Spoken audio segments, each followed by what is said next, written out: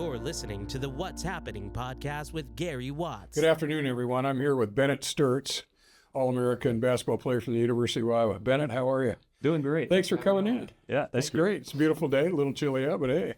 So I just wanted to start, and just in case you don't know, if you didn't watch Iowa basketball, men's basketball, that here's some of the accolades for Bennett. You started out at Northwest Missouri State. You had 2 years there, right? You're conference freshman of the year, and twice your second team all conference, right? Yep. Is that true? Then at Drake, the blue and white at Drake, MVC Newcomer of the Year, MVC Player of the Year, and first team all MVC and MVC Tournament MVP. I think that's right. Then all Big Ten at Iowa and All American at Iowa. Crazy. So how about that? That's quite the deal. That is. That's great. So let's start out. Let's start out with your childhood. I like to really get in the early years. What'd you play? Tell us about your family, brothers, your mother and father. Just whatever you like to share when you were younger. Yeah. So I grew up in Liberty, Missouri, so that's like 30 minutes northeast of Kansas City. So, I had two older brothers, one younger, and the memories I had as a young kid was just being competitive and being a sore loser when I lost when I was playing games against them. And, I just always remember being outside and stuff like that. So, were they bigger than you? Were they stronger, bigger? We were all about the same size. Oh, really? Yep. So I guess the oldest one was a lot bigger than me when I was young. But, I just remember playing in the driveway and playing games like that. But, and then my dad was my high school coach. So as a young kid, I just always remember going to practices and, just watching games like when he was coaching. And, I guess, let's see, I didn't hit my growth spurt until like junior year of high school. So how tall were you like a sophomore? I was probably 5'9". Oh, really? Yeah. Really skinny. And you played basketball? Yep. Like A squad or B, or were you? I was A team. So I wasn't that quite bad, but yeah, it was good. Even my dad taught me work ethic. So how so? Give me an example of that. Yeah, I can give you a little story. Yeah, I love stories. Yeah, freshman year, we have weight training class at like 7:45. So rode with my dad to school like always, and walking past the gym to get to the weight room just like every day. And there's this dude shooting at 7 o'clock, and he's one of the best players on varsity team when I was a freshman. And me not wanting to work and put the work in, put the reps in, I just walk right past. And we get there like 30 minutes before class, before weightlifting. So I just walk right past the gym, walk right past the dude shooting, and get on my computer and just play games before class. And I was in the middle of my game, and I see my dad walking over with not a happy face on. And he just ripped me to pieces, saying, you're lazy. This is not how you're going to get to the next level. And that's when the discipline came in, and that's when literally the work ethic he instilled in me. And ever since then, woke up at 5:30 a.m. and got shots up before school every day. And the rest is history. That's when I got better. So some kids might react to that to say, okay, fine, I won't play. But you responded you wanted to be better. So did you have goals back then? Even as a freshman, sophomore in high school, did you have goals of what you wanted to be? Like an All-American or first team All-State or... Yeah. What were you thinking to keep you driving like that? I literally just I respected my dad a lot. I didn't really have goals like to get to NBA or anything. Like I had dreams, but didn't really ever think it was realistic. So I wanted to play college basketball, so I guess you could say that. But, okay. And your dad played at Concordia? He played at Emporia State. Emporia State. Yep. Okay. Is that in Kansas? Yep. Okay, and that's Division II? Division II, yeah.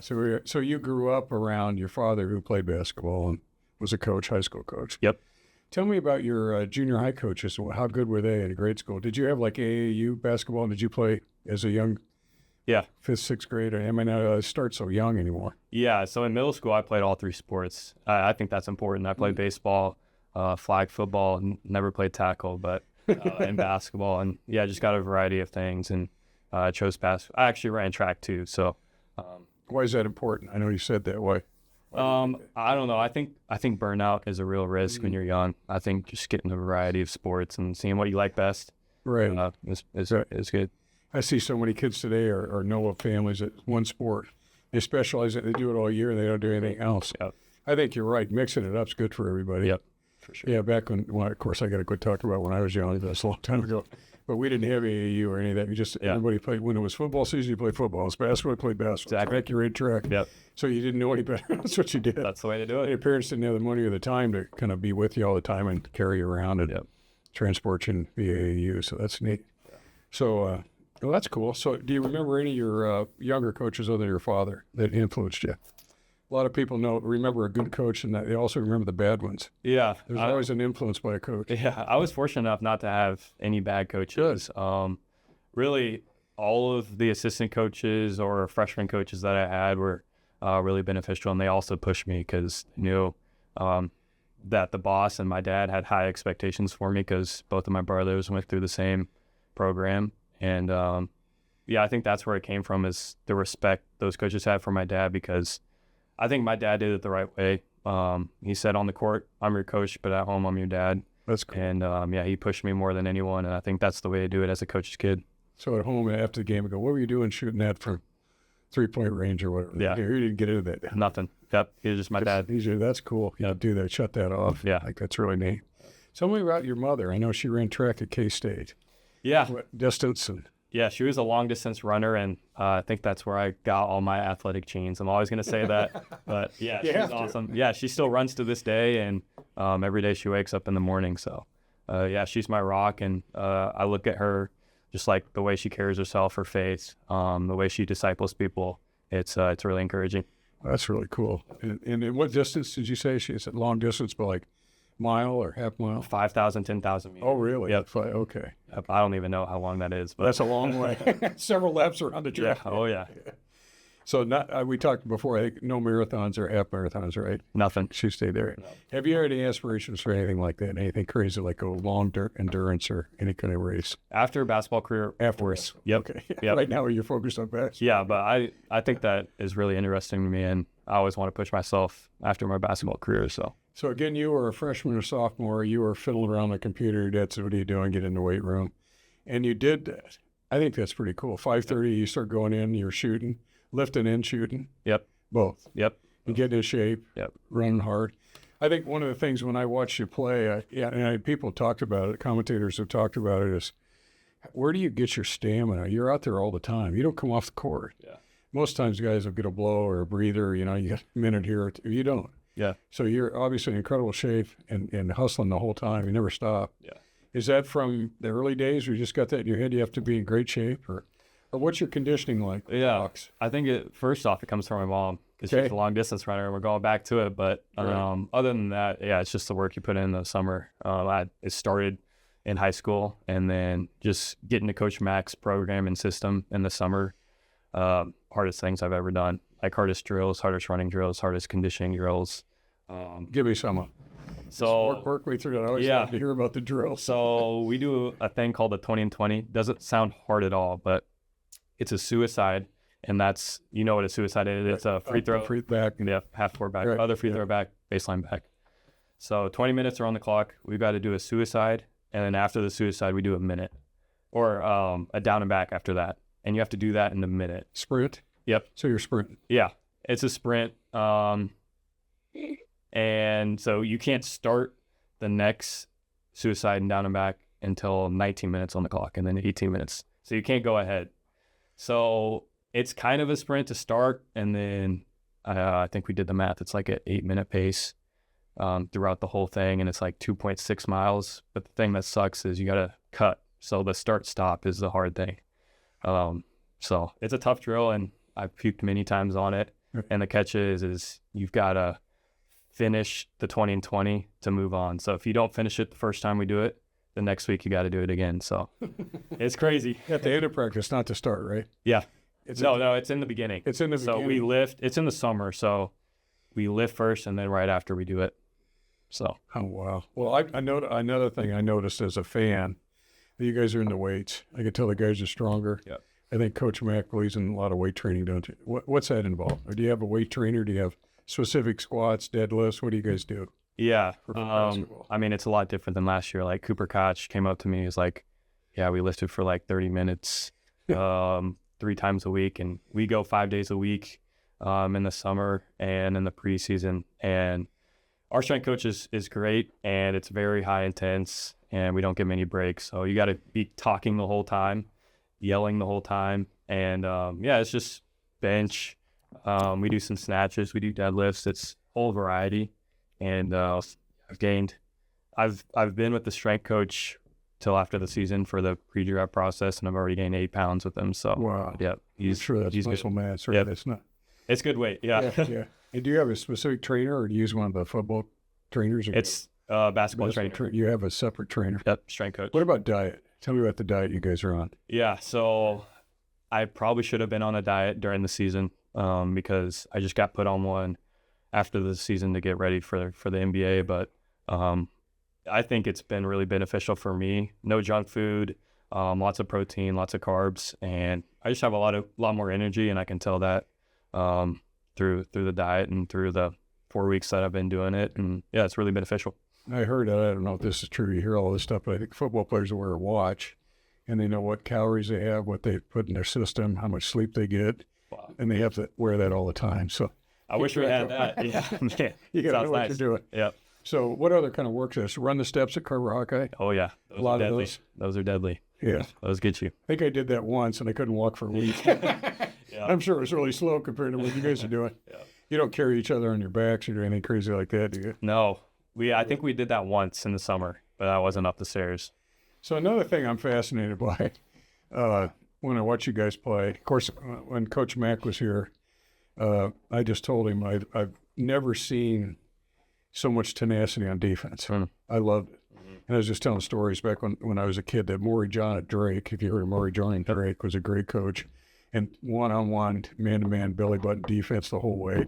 And Drake went, I don't know if people realize it, but Drake itself went to the Final Four. I think it was 69 or 70 or 68. Yep, 69. Wise, Willie McCarter. Yep, Rick Wanamaker, all those guys. It was a great team. They played Lou Alcindor then, who was Kareem Abdul-Jabbar. Yep.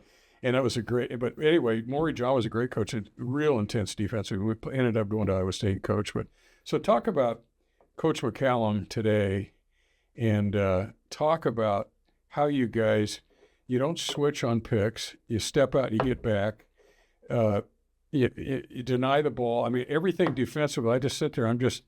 I think all fans are like, you guys are so intense defensively. And you're in every game because of that. Yeah. Because the other teams aren't used to that kind of defensive intensity. Yep. Or does that, just tell me more about that. I'm fascinated by that. It's literally all about reps. And Coach McCollum's one of the best defensive minds in the country. But we do defense 70% of practice. So it's as intense as it gets, and he loves the saying that he wants practice to be more difficult in games, so you're more comfortable in games, and he really believes that, and he's as intense as it gets, and especially in that defensive drill is like, I think the main motivation for that is if you can't play defense for him, you're not going to get on the court. So you can be as good as an offensive player, you're not going to play. If you can't play defense.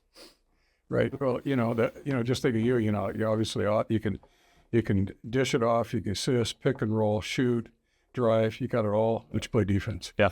It's the main thing. You know what? And you guys all. It seems to me every player that gets on the court prides himself in defense. Yep. And that's what keeps you right there. That's why you're never out of anything. Yep. I never saw you guys out of any game. Yeah. Really. Yeah. There's maybe only Michigan State. Michigan State. That was just that's quite a place to play up. Yeah. I mean, But with that defensive intensity, and then talk about offense a little bit of how your selection of shots. You're going to work that and get the shot you want. And usually each time you got the shot you want. Sometimes they don't all go in, but you got the shot you want. Yeah, I mean we play super slow, and sometimes I want to play faster. Yeah. But it's all about that's the best thing for our team. And I don't know if they'll play faster next year or anything like that. But for our team last year. If we played slow, we got a chance to get the best shot. So we like to wear the defensives down, and just really work the pick and roll, and that's what we did all I love that. And you do wear teams out. Yeah. You can see it in the fourth quarter. Yeah. They're not moving their feet in their shot. They don't have their feet in their shot. They're not getting up. Yeah. You can just see it last 3, 4, 5 minutes. It really comes into a factor, and you guys know that, don't you? Yeah, and that's why conditioning is so important. If you can be more conditioned than the other team in the fourth quarter, that's good. I was reading something the other day, or saw something. And it was about Michael Jordan as a rookie in the NBA.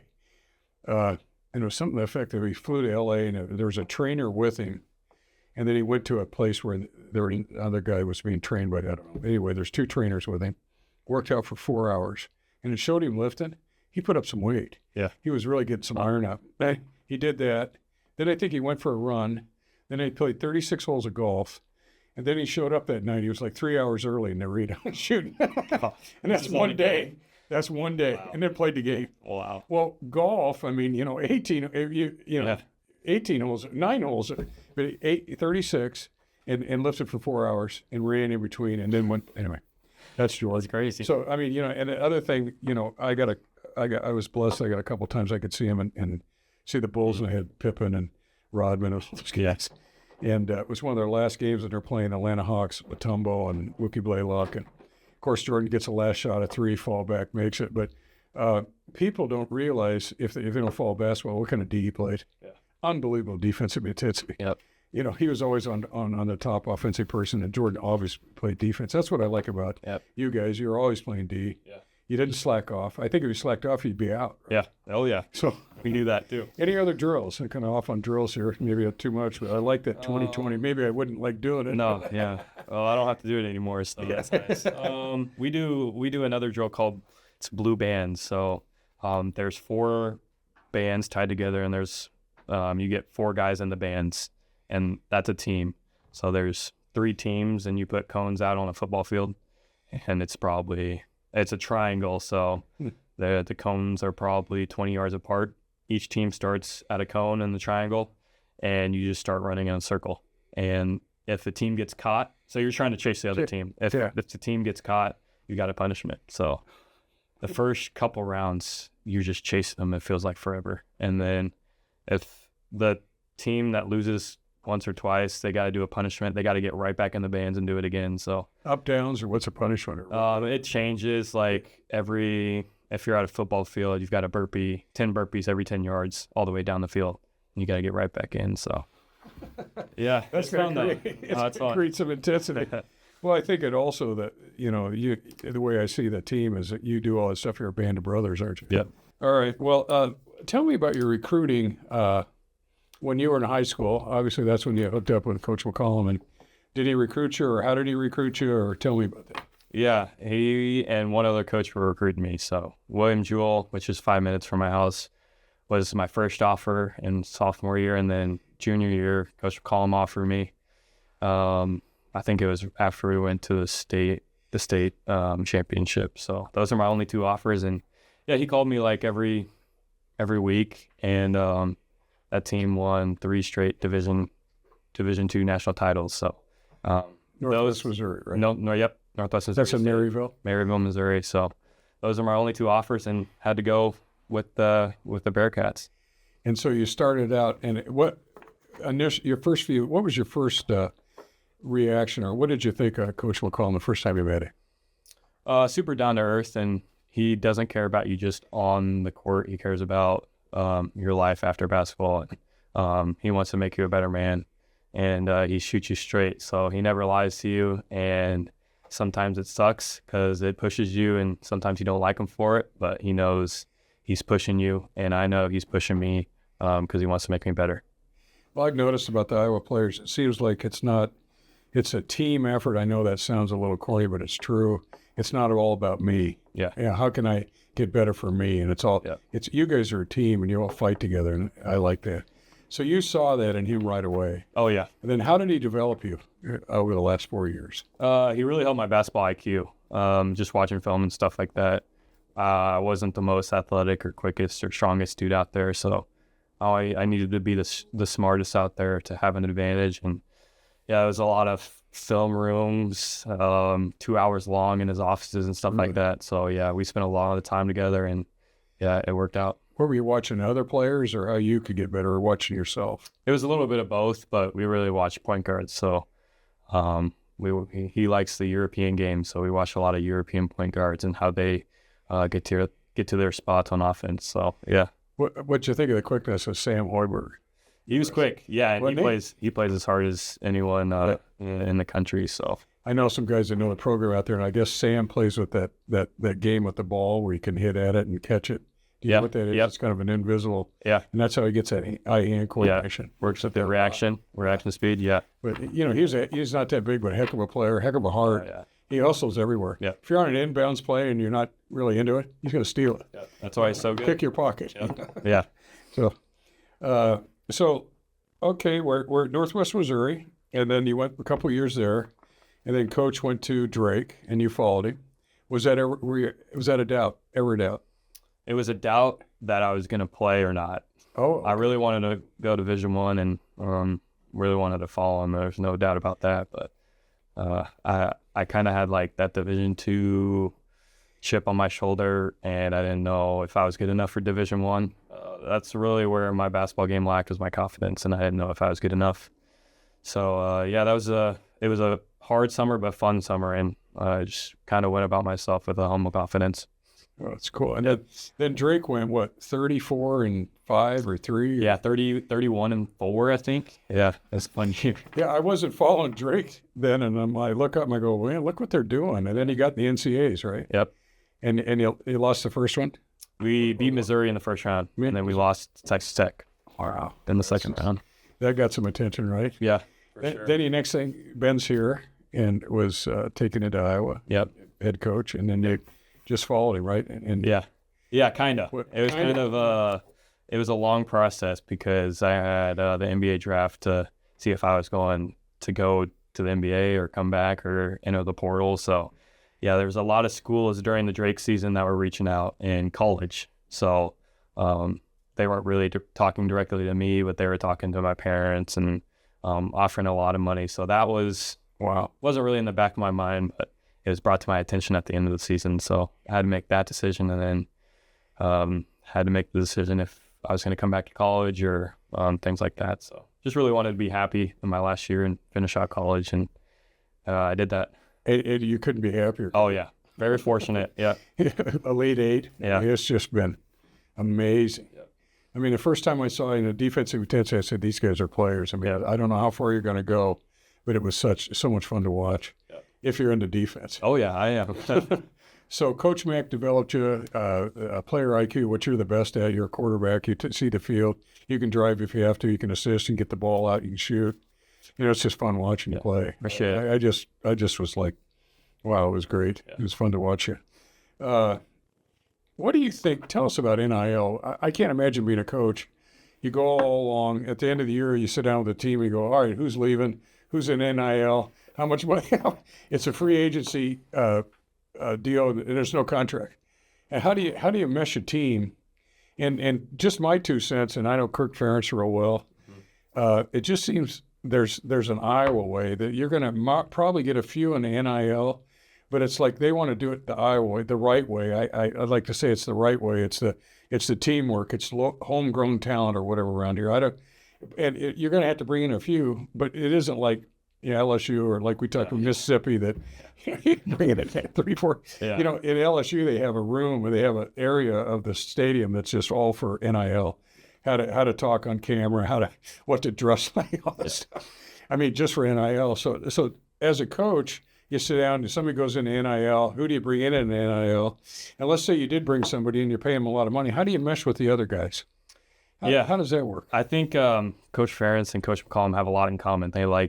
I kind of call it the old school, which is unfortunate, but they really like to develop the high school guys, and he's going to continue to do that the rest of his time coaching. But it's all about culture, and like you said, he's only going to bring in a couple guys from the portal each year, and I think that's the way to do it. But if you establish a culture, and that's what we did at Drake, and that's what we did here, then you have a lot of guys in that culture and know how to act. And then only if you bring in a couple high school guys, what we're doing, and a couple transfer portal guys, they're going to be in the minority of not what the culture is, and they'll adapt to what the culture is, if that makes sense. So you are who you're around the most. And for the Iowa basketball culture, it's already set, and we've got a lot of returners, and they know what they're doing, and they'll teach the new guys that. I'm fascinated because, like when I talk to Coach, it's like, he doesn't have to teach you to be a good person or a man. Yeah. If you don't know that, he doesn't want to recruit you. Yep, exactly. That's where it starts. Right there. Yeah. You got to open the door for your girlfriend or your Yep. mother, or how do you treat your parents, or whatever. Yep. If you're off on some, why come here? Yeah. We don't need you. Yep. Another thing is, like, if you're really good in high school and you want to come to Iowa, I mean, they're still going to look at you and develop you. I think they got a player out of Storm Lake, as opposed to just go to the portal. Because a lot of coaches, I think, maybe not, are just, well, why would I recruit a senior in high school? Because I want to go to the portal and get somebody already proven. But I don't think Iowa will do that. Iowa might pick up. I know we got one guy from St. Mary's, 7'3", right? 7'3" guy. Yep. Then we needed a big person like that. But so I like the way it's blended, or how he puts it together. Yep. I think it's cool, and that's culture. Yeah. That's the way it is, and people want to play for Coach McCollum, don't they? Yep. He's fun to play for. He's a player's coach. Yeah, that's great. Yeah. So anything happen in halftime with any, like, magic markers get spun around, or any stories you want to tell? Man, there's a bunch. I mean, whenever he gets mad in halftime, he just slams the marker on the whiteboard and it just squishes the expo marker. So that happens a lot. He cracked his whiteboard a lot, even in the timeouts. Like, bet some people saw that. Was he teaching in that? Or, I mean, it doesn't seem like there's not a lot of interaction with you guys, is it? I mean, you're listening. Yeah. He's not teaching in the first 5 seconds when he's next to his clipboard, but hey, he gets our attention. Yeah. The other thing I've noticed about Coach Mack was timeouts, very timely. Yeah. So they go, timeout. He does, not that, but he knows when to kind of like get everybody, let's regroup. What was the game you were down like 12-14, and he came back, but he called a timeout and he got it under control? I can't remember. Was USC or Ohio State, maybe. Yeah. We were down big in the first half. Yeah, I think it was Ohio State. Yeah. So anyway. Yeah. All right. So if you were talking to a high school young player, junior, senior, why would you tell them to come to Iowa? Let's say they're interested in Division I, and I think they can play at that level. What would you tell them about what it's going to be like at Iowa? Yeah, you get pushed past your limits, and it makes you a better player, makes you a better man. Sometimes it's going to be uncomfortable, but if you want to win a lot of games and you want to be pushed as a person, as a human, it's the right place to be, because that's what Coach McCollum and the staff does. Yep. Cool. Where do you see, if you had a crystal ball for Iowa and Coach, where do you see the program in 5 to 10 years, or if you look long range? Yeah, lots of long runs in the tournament, I think. He's a proven winner in every level he goes to, and he's got the DNA to win.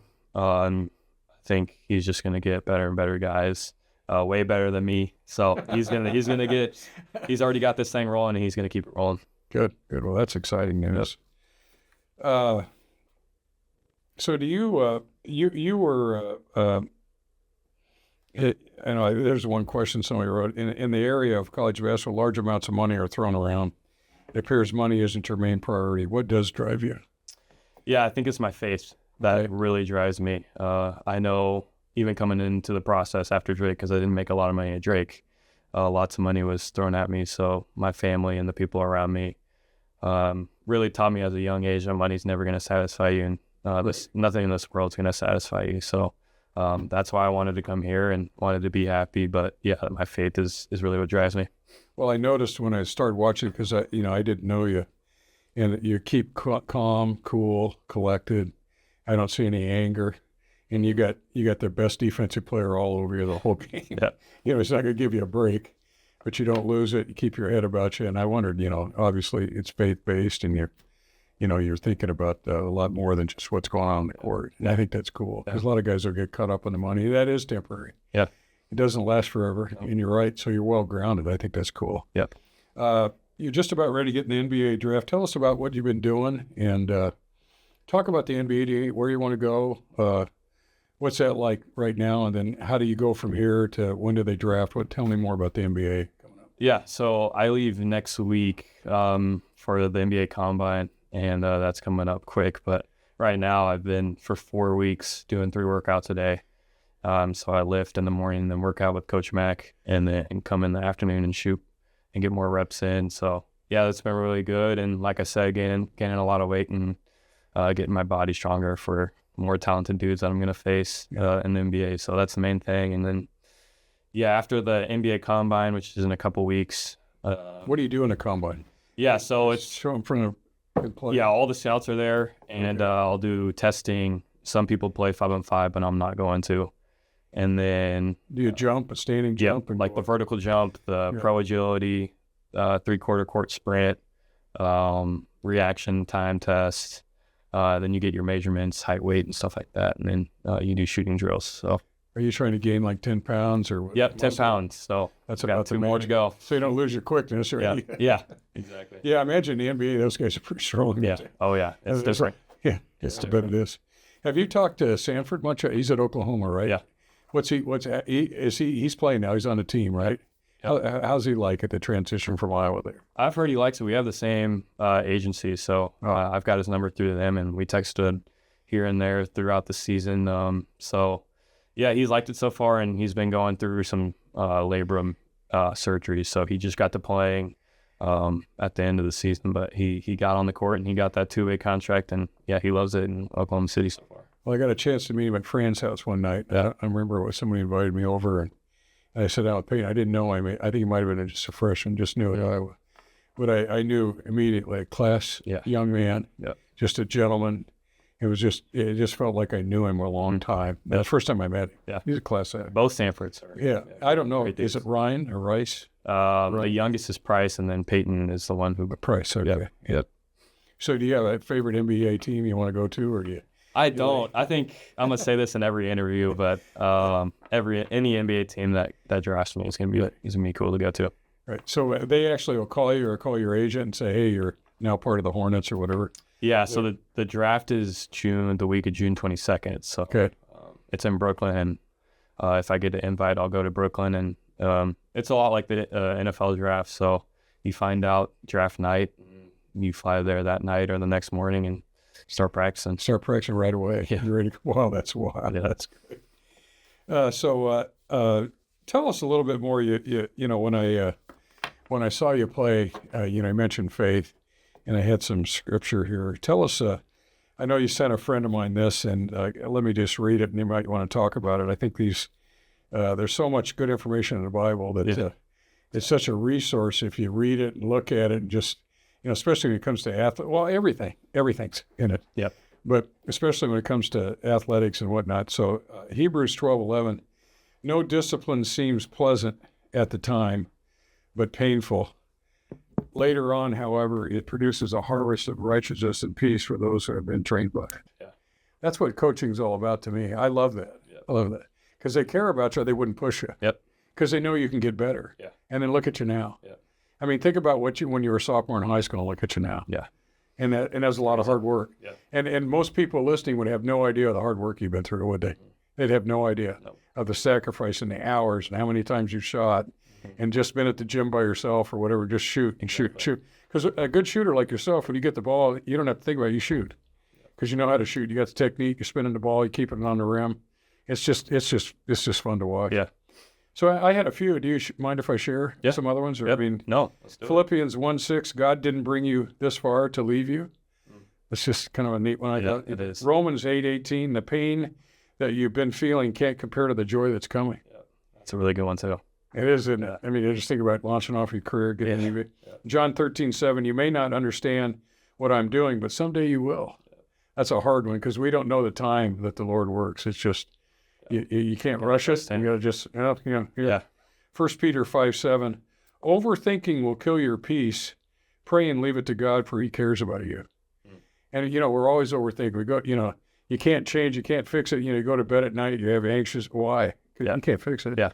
Trying to control everything. Yeah. We can't. Ephesians, when I look at Ephesians, last year, Becky and I went around the world, and we were in Ephesus. And it is so cool over there. It's in Turkey. Yeah.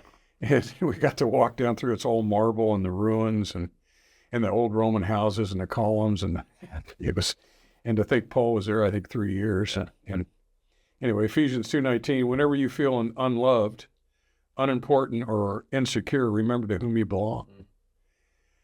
Psalm 35, soon your laughing places, you cried. Keep going, God is with you every step you take. Romans 12:1 is another good one. God gives his strongest warriors the toughest battles. It hasn't been easy for you, is it? Not at all. You've had to sacrifice. Yep. I'm sure you've looked up at the ceiling going, what am I doing? And, it hasn't been, my best leaders in the company had the hardest battles. Yep. Yeah. Suffering really changes you. Absolutely. Yeah. And not that I'm running around saying everybody's got to suffer, but it does, see, you get stronger. Yeah. Jeremiah 29:12, on the days you pray, God will listen. Proverbs 4:23, be careful what you think, because your thoughts control your life. Mm-hmm. Bruce Lee has a clip on that. I wrote something, I had 3 or 4 things, and that was, quit thinking about, or you can't do that, or you can't do it. Say you can do that. Get up every morning. Don't be down on yourself, because what you program yourself and what you say is what happens in your mind. Yep. That's really good. Not that you don't have to do the work. I'm not saying don't lift and whatever. Do all the rest. Philippians 4:13, I can do all things through him who strengthens me. So anyway, those are just 3 things. I wrote them down. I thought, well, this might be fun to get on the end. NBA. Look at those every day, man. So I got a few things here as we wrap up. So this might sound a little different. But what do you fear right now in your life? Nothing. Nothing. Good. Yeah. I only fear God. Yeah. Good. Okay. That's a good one. What books are you reading right now? What are you thinking of, or what do you look at? I read the Bible every day, and that's it. That's it? Okay, well, that's a good one. Yeah. I need to get more into books, but just finished one called The Reason for God by Timothy Keller. So okay. I read books here and there just about faith, but not really, other than the Bible, not really consistency. And then you want to tell us all about a big day in July coming up. Yeah, yep. Getting married July 31st. Okay. So that's a week after the NBA Summer League. So it'll be a busy summer, but good. Yeah, really looking forward to it. And then who's the lovely lady? Her name's Tegan, and we've been dating for 5 years. So in high school or high school? Oh, high school. Junior high school, yeah. Cool. So that's cool. It's been fun 5 years, but we're ready to get married and ready to keep going, huh? Yeah. They're planning a family too, or let that happen. I don't know yet. Yeah, probably let They're going to get pressure for your folks or my grandkids. Yeah, I know. Yeah. Cool. Yeah. So how I finish is something that I like to hear, or how your thoughts are, is 3 H's. It's kind of like, who's your hero? Mm-hmm. Tell us about a hardship in your life so far, and then what's your highlights? Okay. So however you want to take it. Hero. I'm going to say 2 people, my parents. They really raised me the right way. And even though it sucks sometimes and we keep going back to the discipline, they really pushed me and disciplined me the right way. And if they saw me going astray, they put me right back on the right path. So that's cool. Yeah, those are the 2 heroes. What was the second one? Second one's a hardship. Yeah. What would be your biggest hardship so far? Yeah. So I would say for that is moving away for college. I was really close with my brothers and my family. And I was so comfortable in high school. Never really got pushed in life. I got pushed in basketball, but never really got pushed in life. And that's like the first time that God really rocked my world and was crying like for a week straight. So, really? Yep. At Maryville. And you're not that far from Casey. Hour and a half from home. So I was homesick an hour and a half. You were in Europe. Yeah, no. And that's the hardship. And that's really when I leaned on God, and that's when my faith really starting to blossom. And during that time, I just remembered getting in the Word for like 2 hours a day for 2 weeks. And yeah, that's really when I started really taking my faith seriously. How'd Coach help you through that?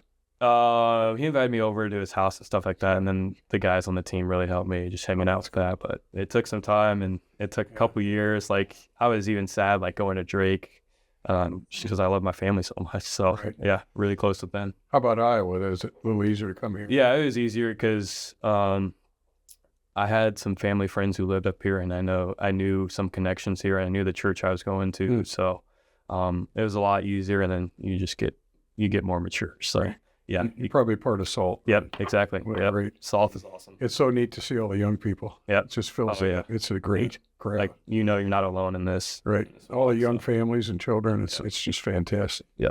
So all right, last but not least, your highlight. My highlight is how I got engaged, or when I got engaged this summer. I went to Glacier National Park because we love going on hikes as a family. Only went to the beach like once for a family vacation. We always went to like Colorado or Oregon. So I'm a mountain guy. And I went to Glacier National Park and flew her family out as a surprise. So she was just along with the Stirtz family. Oh, really? Vacations. And she just thought she was going to be there with us. And then we were like on an overlook, and yeah, proposed to her, and then her family and my family walked out, and yeah, it was a fun day. That was a surprise. It was a surprise. It was a It worked out too. Wow. Yeah. And he kept it a secret, and everything worked out in the flights. And Yeah, that's the ring didn't fit. It was too big. Other than that, it was good. put some tape on it. Yeah. So good. Yeah, the end of July, you get married, and NBA, and Yep. well, this has been fun. It's been great to get to know you. It's fun watching you, and we wish you great success. We know you're going to be successful, and you had a wonderful career, and just glad you're a Hawkeye. Yeah. Thanks for having me on. Anyway, Appreciate it. thanks. This is fun. Good to see you, Bennett. Good to see you.